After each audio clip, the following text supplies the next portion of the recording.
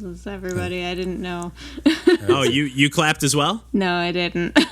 Oh, I was just doing John, so okay. we're good. Okay. We're good. Sorry, I in my head we do this on autopilot so much that I'm just like, oh, that's the order. Yep. Me, John, and then I'm sorry, I was just not even. No, thinking. you're good. You're fine. Also, it was a really wimpy clap. It was on time, but it was the weakest clap I've ever done. So mine have been on point today. As far as I whiff them a lot.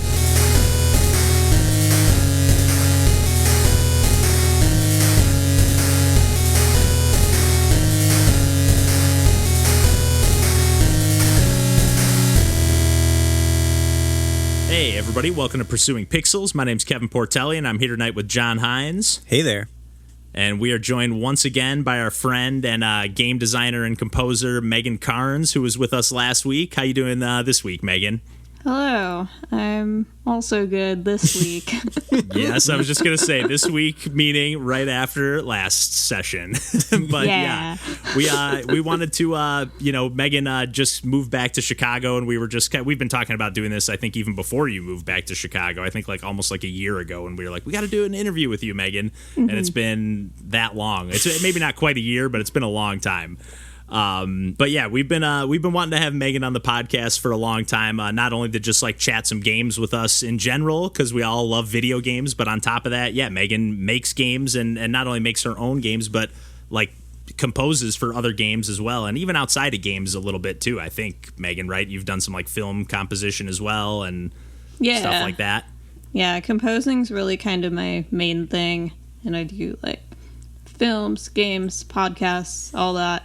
And then making my own games kind of came from, we can get more into it later, but yeah, I came from enjoying composing music for games, basically. Yeah, and I think that's even how, I think we even did, speaking of even longer ago than scheduling a podcast session with you, we even did a jam set. I kind of forgot about this, but John brought it up in our band. Oh, yeah. Former member of Boss Fight, Megan Carnes. Yeah, for one practice. But yeah, one session with some keys and some violin and stuff. So that's where we kind of knew you through the musical aspect through our friend Mikey. And then, yeah, and I really like how, again, I mentioned last week that I had just played through Interview, which you included generously in the Itch.io bundle for Palestinian Aid, which is awesome. That I've been, yet another game, I've just been I got to play Megan's game. I got to play Interview. And, been really looking forward to your upcoming game, Divinuet, as well. And, just really like how, from what I know of Divinuet, and then after having played Interview, I really like how much you bring music is kind of seems to be a very almost the focal point of the experience. Yeah, I really like that as as somebody who, again, all of us kind of coming from musical backgrounds, but I really enjoyed, especially with Interview, having I talk about on the podcast I'm not the biggest narrative gamer, somebody who plays interactive experiences because I don't know, I just don't play them all that often, but this was just such the perfect short and sweet experience that really, I don't know, I just really liked how the music kind of came together and evolved with everything I picked along, I don't know, it just was really well written as well. I know it was written with you and someone else as well, I think in the credits it said. Yeah, my friend David Sugarman, he mostly does films, basically. He's a screenwriter, but he's very good. I was like, hey, I know you've never done a game before, but do you want to try this with me? And he was like, yeah. So yeah, I thought it was really, really good. It was just really a really nice brief introspective, reflective experience. And I feel like it would be, I only played through it two different kind of ways. You have the game's called Interview, and you kind of pick through different options at times, and it kind of almost crafts a song for you. Is that kind of a good way to describe it? Yeah, that's basically it. Yeah. But I really liked all the I was even a little bit surprised almost, the only one that because all of them I was man, that is just spot on. The only one that I was I was almost waiting for when I picked like I'm feeling a little anxious about this, and I was like waiting for it to like really put me on edge. And I was like, okay, this is actually it's anxious, but I'm not too bad. Yeah. I really liked the art in it too, like just really simple, but like really just kind of like I don't know, I just got really immersed in the experience, like threw some headphones on while playing it, and really kind of enjoyed it. And I know you played it a while back too, right, John? Yeah, and like I know that we've talked about this like separately, where like, you know, I'm very much into like composition in terms of like modular, or in like ways that you can add and subtract things. Like I'm very into like classical minimalism, like Stephen Reich. Yeah. So yeah. like Philip Glass is my favorite composer. Yeah, so good. So I was really liked how like in the like there are these like bass like pieces or like parts that like you add and subtract throughout like making these different choices. And like how much did you have to like write in terms of like just for all of the different options, because like they're all like different like melodies or different like instruments as well, and like you had like and they all other have musicians to work together, like collaborate with you on that too. Trying to think. So first of all, Interview isn't nearly as ridiculous as the Vignette. It was a more manageable number of things. And I had a couple musicians that played parts, but it was mostly like MIDI stuff that I did.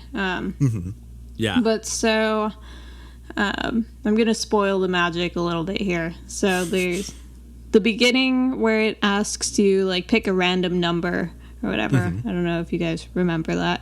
But you're picking one of 3 different possible keys for the song to be in with that. It can either be in major, minor, or Dorian.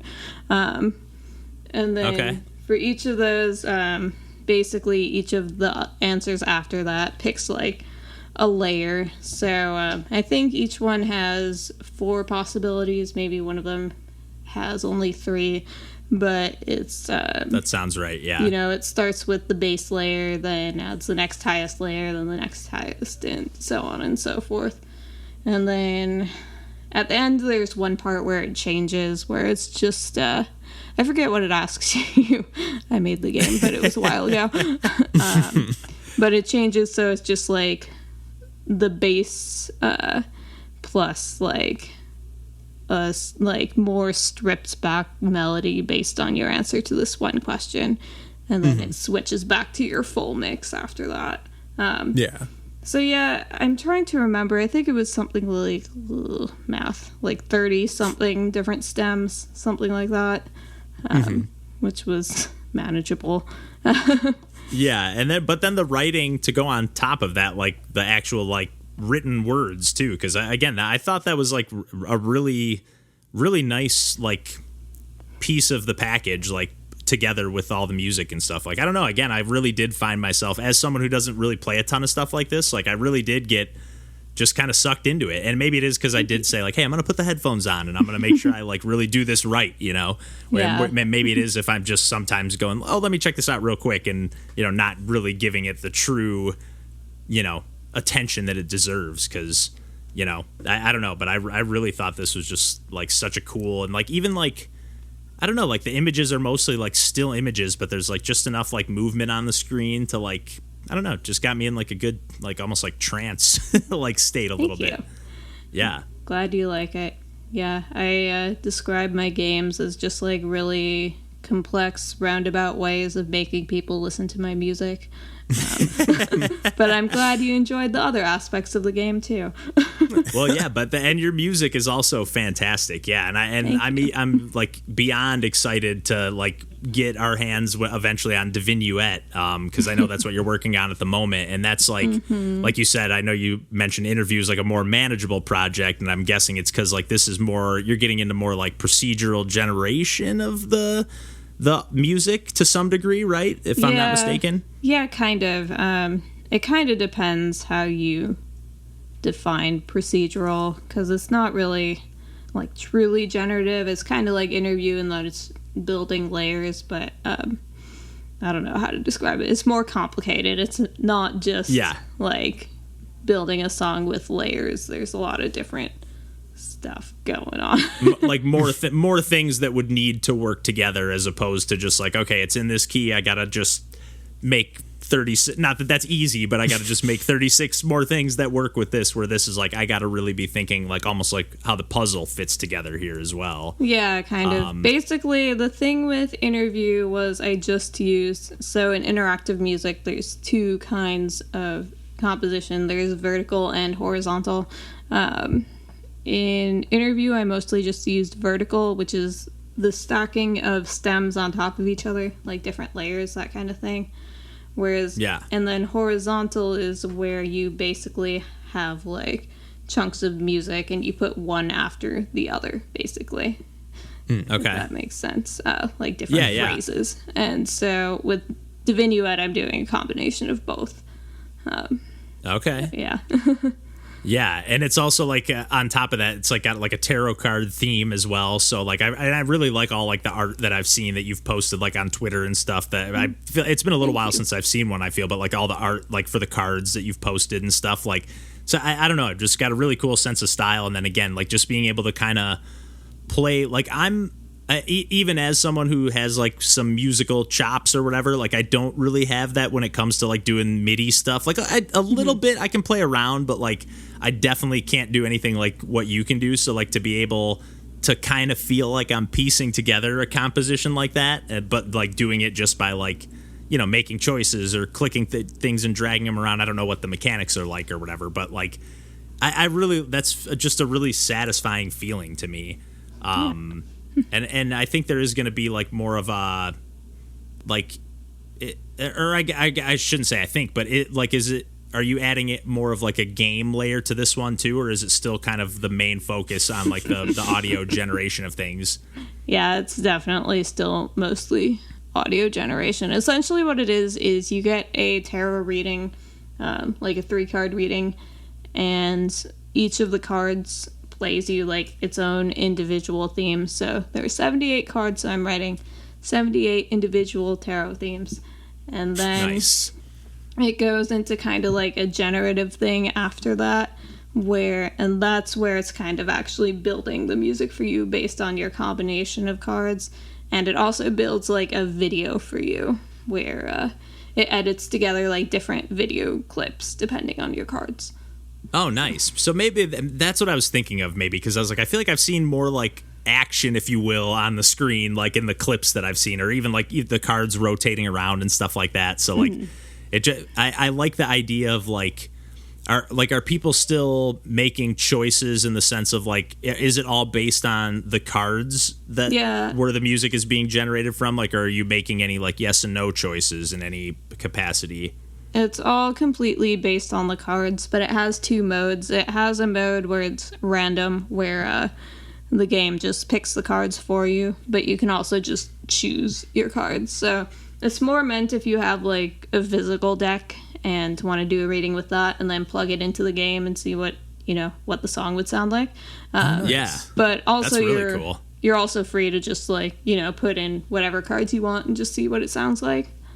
And not to feature creep, but like, is there also like card orientation in there where it's like? I thought about it having like the reversals, but it was too much to do. I know, that kind of I'm already writing 78 pieces here, but I feel like it's so easy to like get ahead of yourself on a project like this. So how do you like rein in the scope on that? Like knowing like, are you just feeling like, hey, I want to make something a little bit bigger than Interview, but just something that I know I can still manage? Yeah. Or was it driven by like the theme originally, or where did the idea kind of spawn from? Well, I'd always kind of wanted to do something tarot related because I'm very into tarot. Not as like a divination thing, but more as just a way of exploring your own thoughts, that kind of thing. And for a while I was like, what if I did an album of like tarot based things? I was like, no, because I wouldn't know like what cards to choose, or if I wanted all of them. That's like 78 songs, and that's a lot. And, for an album, a lot. And then so I don't remember exactly. Like, after I did interview, I was like, okay, that was fun. I kind of want to do another one that's bigger. And so the idea just, like, came to me. And this way, like, the card themes are only, like, 45-second long, like the individual card themes, which is easier than, you know, album-length songs, basically. Yeah, for sure. But yeah, and then the video idea came a lot later, and it's because I'm bad at visual art. So I was like, I need something going on visually while you're listening to this generated song. And I, like, minored in film in college, so I thought of, you know, like, using silent film footage that's in the public domain, cool. That kind of thing. So I'm using kind of some of that. And at first I was going to do all silent film, but I've kind of expanded it now to, like, other stock footage and stuff. But that's really cool. Yeah, I like, because sometimes, like, with certain music, like, over silent film footage, or even just any old film footage, like, where it's like where, like, people are moving quicker than they actually were moving, you know, it's like it can give it that really, like, almost like spooky or like ethereal quality to, depending on what it, I guess, what the music is like. But, like, I don't know, I really like pairing, like, juxtaposing things like that potentially. Like, almost like you mentioned Philip Glass, like almost like a Koyaanisqatsi vibe a little bit at times. Oh yeah, love that. Yeah, that's really cool. And then like, are you? So you mentioned, like, because I feel like when I've seen the tarot cards, they look really cool. So are you having someone else design the art for those, or? So at first I was using this, like, asset pack that I found on Itch that was, like, pixel tarot. Nice. And then when I decided to change the look of the game to go with, like, the film stuff, I'm just using the Rider-Waite tarot, which is kind of like your basic, like, tarot deck, the most popular one, which is in the public domain. So it's, like, very pretty. It's from, like, the 1920s or something. Oh, nice. But yeah, it's a lot of public domain art. Because, you know, I had a tiny budget, so I'm not able, like, hiring someone to do an entire deck. I would love to do that, but I can't afford it. And it's I'm not insane, someone who will, I'm absolutely not someone who will, like, let people work for free, even if they want to. So. Right. Yeah, totally. That's awesome too. Thank you. I've got a quick question about.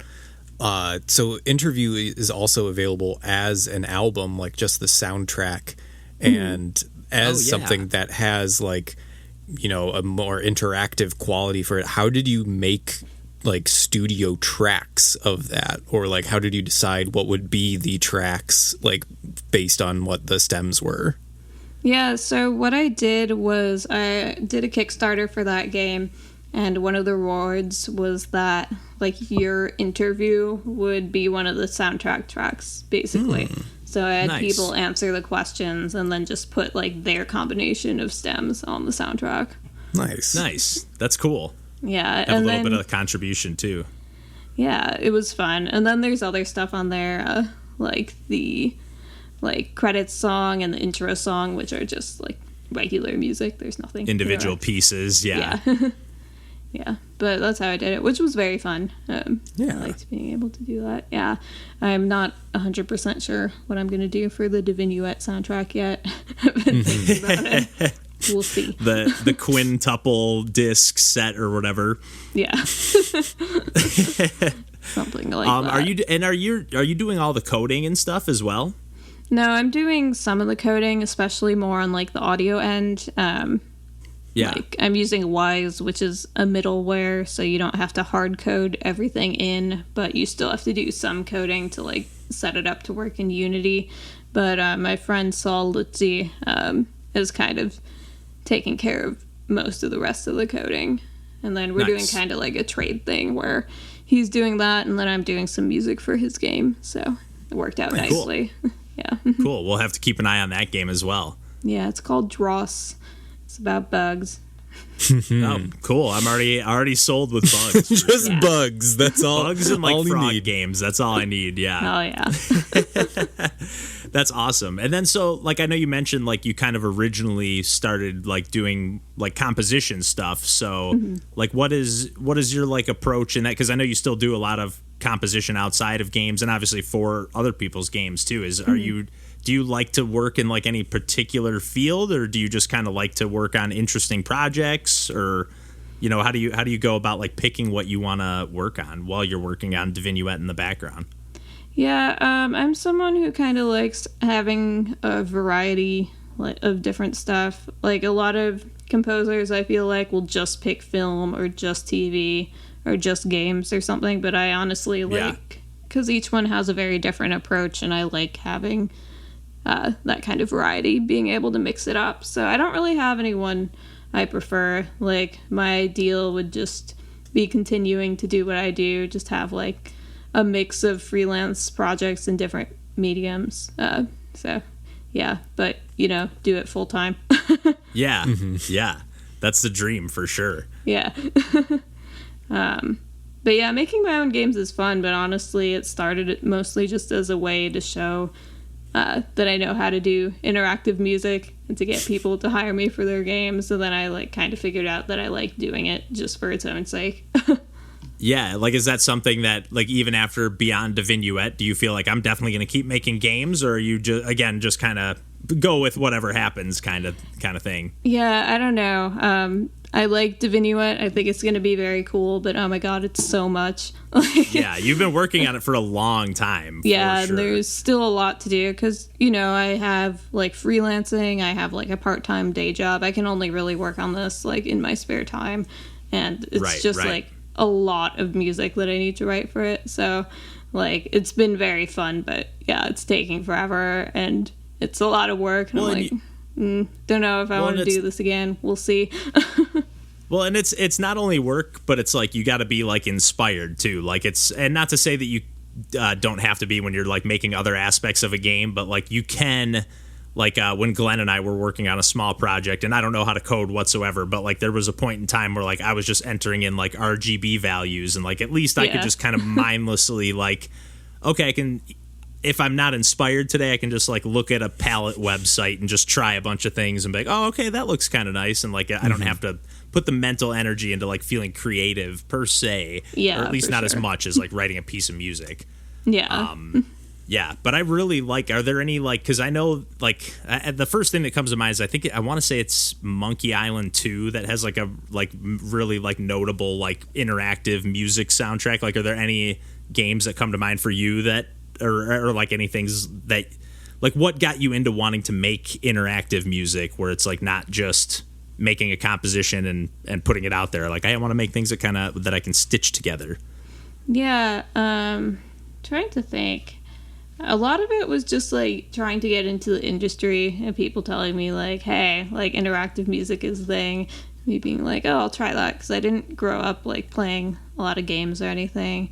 But I'm like, the Breath of the Wild music is kind of interactive in some ways, which is very cool. There's this game like Mutation. I don't know how you say it, but I know what you're talking about though. It's like Mutazione or Muta. Yeah, something like, it's like Mutation but with a Z. With a Z in there somewhere. Yeah, but that's a really cool game where you like grow like a musical garden basically, which is very cool. Yeah, that sounds awesome. Yeah, it's very cool. I'm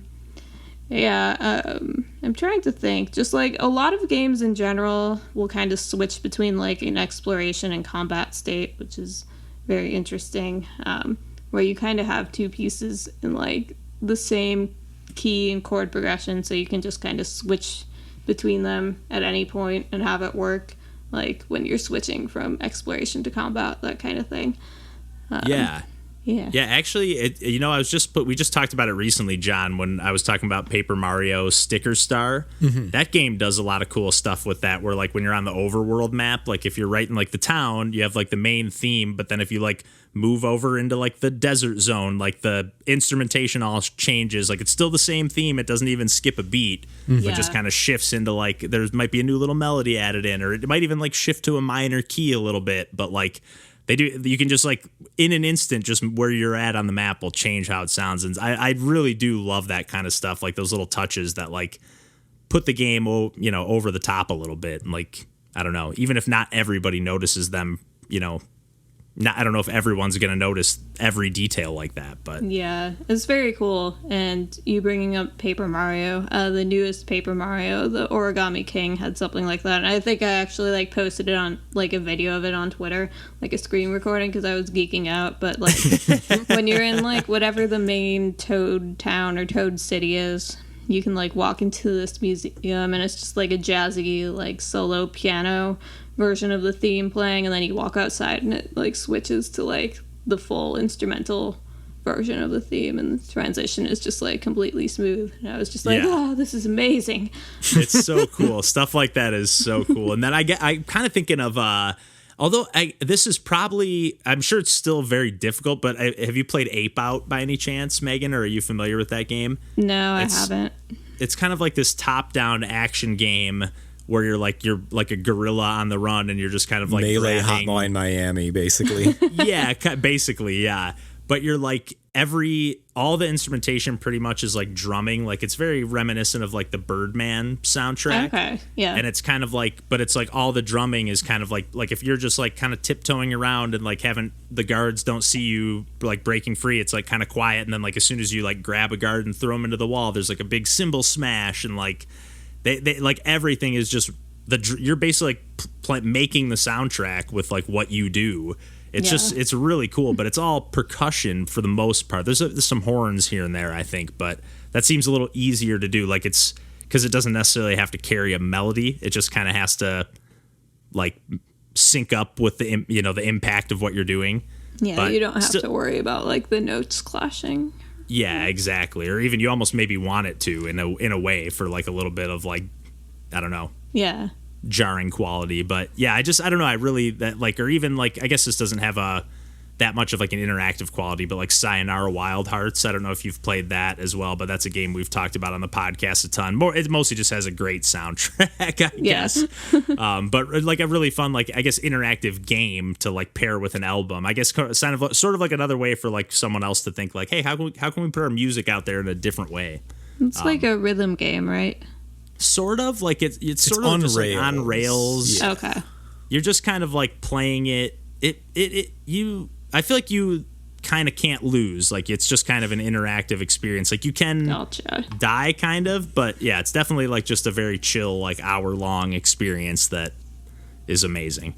Well, that's cool. I'll have to. I've been wanting to check it out. Like I've seen videos and stuff, and it looks very cool.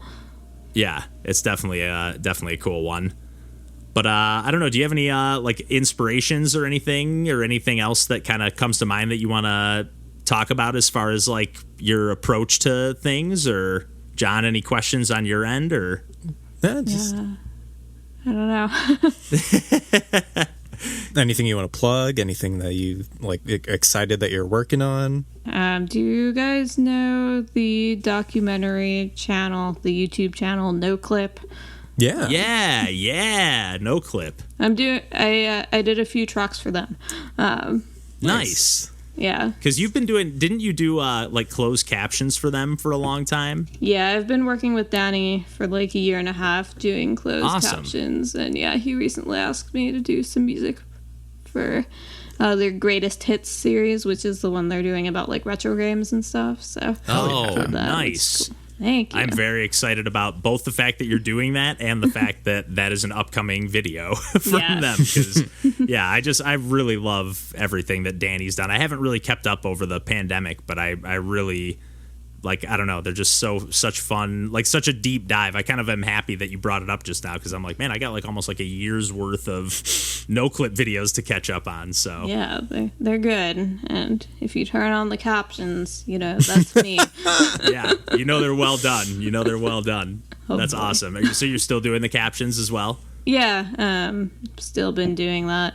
That's more just like side gig, like. Yeah, just like a steady thing. Yeah.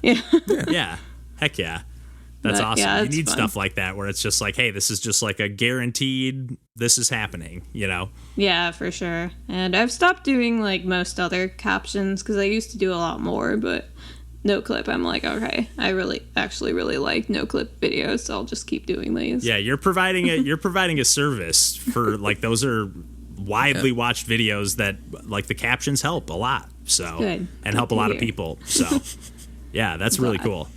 Thank you. Heck yeah. Well, yeah, well, definitely keep us posted, Megan, on like anything you're working on, whether it's, game related or otherwise. We definitely want to know and, be aware of, any films because I know, I love hearing your music. So, thank you.